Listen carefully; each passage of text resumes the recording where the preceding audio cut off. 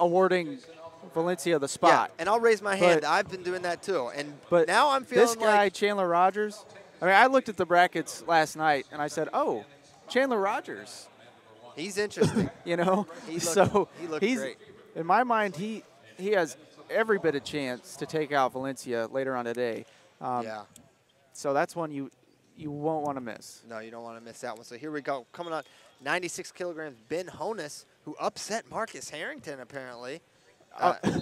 Crazy, because Honis was controlling the match. Harrington backed up the entire match. 5 minutes, backed up the entire match. But he was winning. Right. He scored a takedown early on off of Honis's actions, backed up the entire match, and then actually takedown, turn with about a minute left, and then Honis hits him with a headlock and pins him. No kidding. He was up 8-1, Harrington was, with about a minute left, and Honis pins him. Right after giving up what would have been 6 points.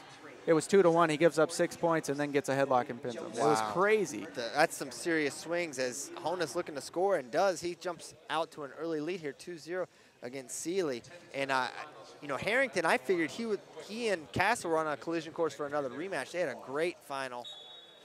That's why we wrestle them. No kidding. Right. I mean, and it did appear Harrington was both guys facing the same way. In command of the match, 8-1, even though he didn't really look in command. It was the weirdest thing because he was backing up the entire match. But he kept scoring. Interesting. So I'll have to go back. We'll have that one up eventually. Go back and watch it. I want to watch it right now. 2-on-1 here for Honis.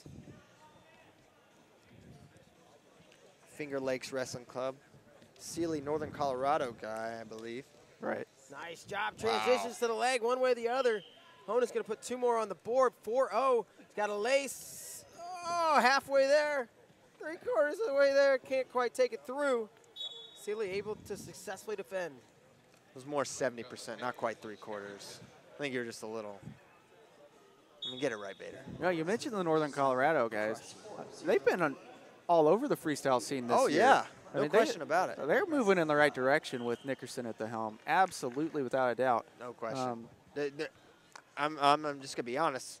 There was not a team I remember ever talking about. No. And didn't see him in freestyle, didn't talk about him in college, and now their names are popping up. He's only been there a year. Right. Maybe less than.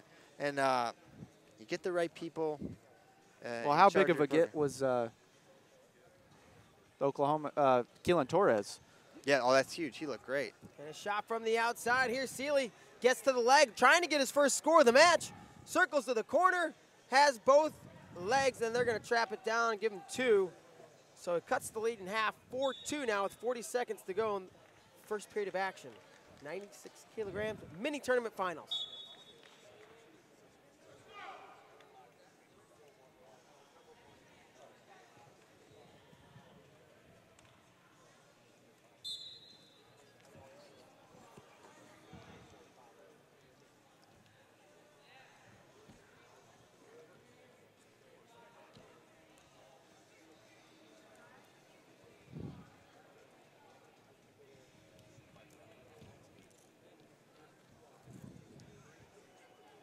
So they're going to go to the break here at 96. Your mini tournament finals, 4-2.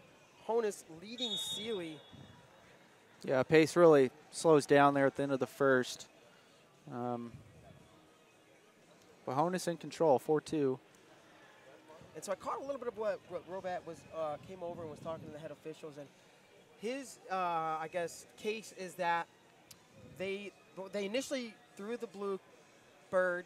And talking about Marsteller and, sorry, cutting back to 74 kilos. Yeah. And his point was, hey, they initially said the challenge, it's too late, too much time has lapsed, you can't challenge.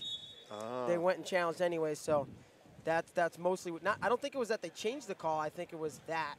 Yeah, that makes sense. And so just want to give you a quick update on that. I know they're all kind of back here discussing it. If it's protestable, I think he may do a protest. Yeah. Well, it's interesting as we see a nice single leg from Seeley. Beautiful cracking job. Him down. Trying to cut it back now to the opposite direction.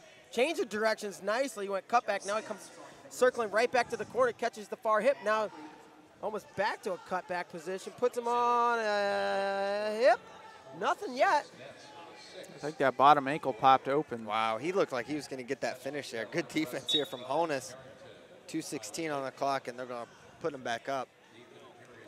But it's interesting that I guess you can protest that, but you're not seeing him, you know, upset about the call. So I guess the call was correct. We're gonna have to brush up on our rules.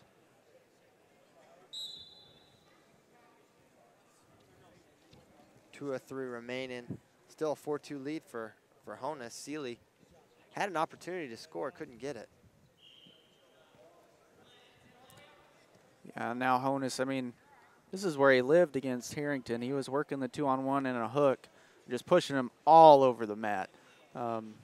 So he's probably going to look to continue that trend. Grind down this clock a little bit.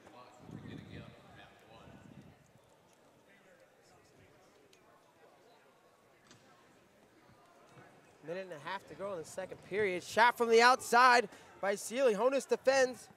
Tried to circle around. They square back up and get on their feet.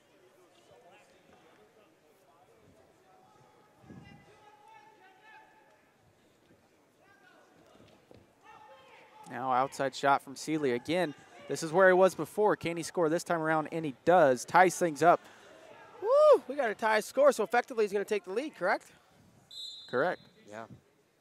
Under a minute to go, so that's a big takedown there. And if he can get this. Oh, Got that's it. huge. Sealy takes the outright lead, 6-4, with 45 seconds to go. But Honis, it's still a takedown. still a take. Either way, he's going to have to score a takedown. Right.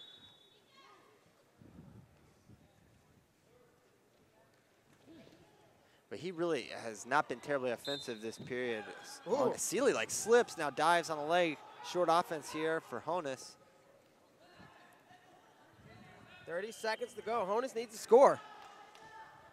Tries to level change and gets caught, and it's going to be countered with a go behind by Sealy. He's going to take a 4-point lead now and opens things up. Probably feeling pretty comfortable with 15 seconds to go.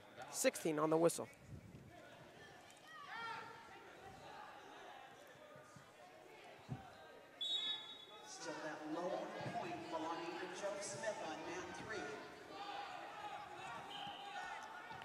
Wow, nice transition there by Sealy from short offense right to that leg. Gonna get two more as time expires for, I believe, a 10-4 win. The match seemed a lot closer than that, a little. Yeah, well, Yeah. Honis led 3/4 in the match. I would say 70%, Christian. I set you up. I did the setup for you. Well, thank you. Yeah.